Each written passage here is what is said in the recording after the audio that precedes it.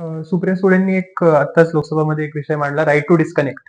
तर म्हणजे if you come back home तुमच्या जॉब नंतर तुम्ही तुमचा फोन स्विच ऑफ करा, तुमचा लॅपटॉप स्विच करा.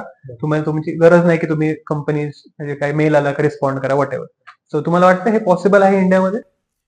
पॉसिबल आहे जर म्हणजे राजकीय इच्छाशक्ती असेल तर. आणि कर्मचाऱ्यांची जर तुम्ही डिमांड विचारत तर कर्मचाऱ्यांची डेफिनेटली ही डिमांड आहे. कारण का कसं आहे, आय टीचा जॉब इज व्हेरी म्हणजे खूप लोकांचं खेचून घेतं सगळं काम टाईम. आणि त्यानंतर जर तुम्हाला कंटिन्युअसली बिंग अवेलेबल असेल तर तुम्हाला तो फ्रीडमच राहत नाही. जसं विकेंडला आपण म्हणतो ना की त्याला विकेंडच मिळत नाही किंवा तो रात्री उशीरपर्यंत काम करतो.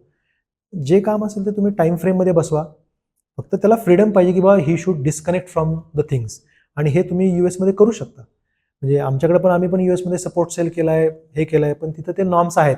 म्हणजे तिथल्या तुम्ही क्लायंटला त्यांचा मॅनेजर म्हणू शकत नाही अमेरिकन माणसाला की can you be available on 8 o'clock call. Clearly माणूस म्हणतो know that is my family time, मला माझ्या किड्सकडे जायचं. इथं तुम्ही म्हणा पॉसिबलच नाही. म्हणजे हे जे कल्चरल आपल्यासाठी पण तो एक कल्चरल शॉक बसतो, अरे मी माझ्या मॅनेजरला कसं म्हणणार. तर तो over a period of time change झाला पाहिजे. It is not going to change in a day. पण हे कल्चर जे आहे आपलं ते स्लाइटली चेंज होत जाऊ शकतं.